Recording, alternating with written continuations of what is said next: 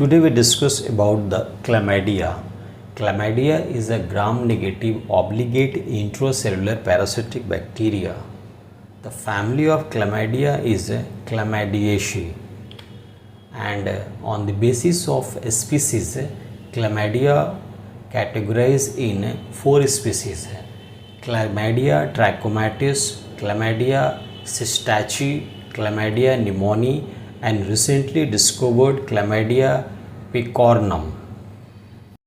Now disease, इस chlamydia जो bacteria है उसकी वजह से कौन से डिजीज़ होते हैं ये जानेंगे। तो बेसिकली जो क्लैमाइडिया इन्फेक्शन काउज करता है वो सेक्सुअली ट्रांसमिटेड डिजीज़ होते हैं, जिसको कि हम लोग STI कहते हैं, यानी कि sexually transmissible infection that is pass between partner during unprotected sex.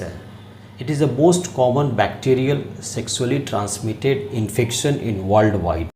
Chlamydia can also pass from mother to baby during delivery, causing infection in newborn eyes. आप देखते होंगे जो newborns baby होते हैं तो आफ्टर डिलीवरी उनको पेडिट्रिशियन से examine कराया जाता है to check the infection and any other complication during delivery of the baby. Now, common infected organ in male and female की बात करें तो आपको जो मोस्ट कॉमनली इन्फेक्टेड पार्ट है ह्यूमन बॉडी के अंदर वो है cervix, urethra, anus, uterus, Fallopian tubes, throat and eyes. So these all are the targeted organ for the chlamydia infection, and symptoms appear in cervix, urethra, anus, uterus, fallopian tube, throat and eyes.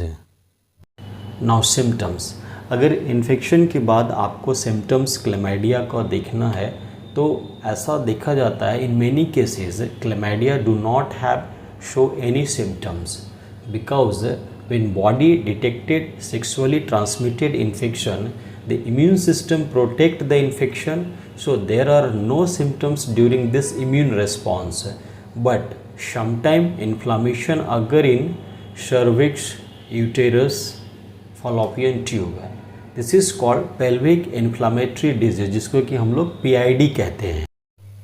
On the basis of inflammation in cervix, uterus, fallopian tube, you can also diagnose the infection of chlamydia. जब आप USG report देखते हैं infected patient का तो आपको USG report में आपको inflammation दिखाई पड़ता है, इसके ग्राउंड पे आप डायग्नोसिस कर सकते हैं. In pelvic inflammatory disease also cause mild abdominal pain, bleeding during and after sex. These are a specific symptom. In some cases, chlamydia also causing reason of infertility. तो इनफर्टिलिटी जो chlamydia के infection की वजह से होता है वो क्यों होता है? क्योंकि इन्फेक्शन क्या करता है कि फॉलोपियन ट्यूब को ब्लॉक करता है, और ब्लॉक होने की वजह से स्पर्म का जो ट्रैवलिंग होना चाहिए फॉलोपियन ट्यूब के अंदर, जिससे कि वो ट्रैवल करके एग के पास जाकर के फर्टिलाइज करेगा, तो ट्यूब ब्लॉक होने की वजह से ये फर्टिलाइजेशन को स्टॉप कर देता है due to infection of chlamydia. So we can say chlamydia is also a causing agent of infertility.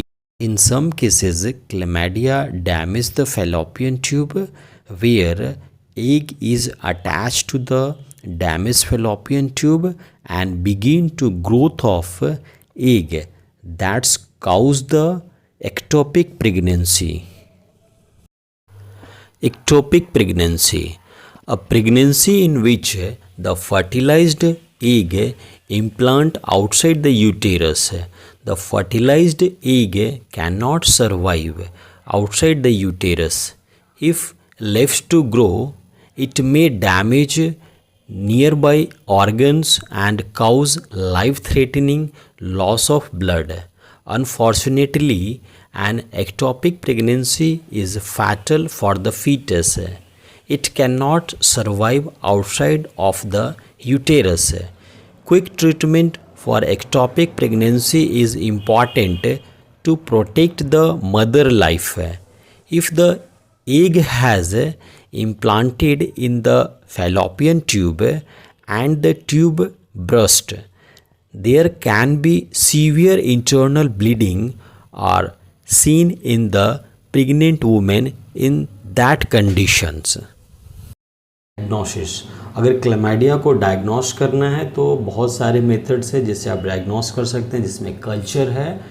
क्योंकि क्लैमाइडिया जो है एक बैक्टीरिया है, तो आप इसको कल्चर करके आइडेंटिफाई करते हैं। इसमें मेन जो हम लोग कल्चर करते हैं वो लिविंग सेल्स होते हैं एम्ब्रायोनेटेड एग के अंदर। उसके बाद आप एलाइजा से भी डिटेक्ट करते हैं, एंजाइम लिंक इम्यूनोसॉर्बेंट एशे। पीसीआर भी आप कर सकते हैं। पीसीआर में आपका जो सस्पेक्टेड सैंपल है उसका एम्प्लीफिकेशन करके देख सकते हैं और कंफर्म कर सकते हैं।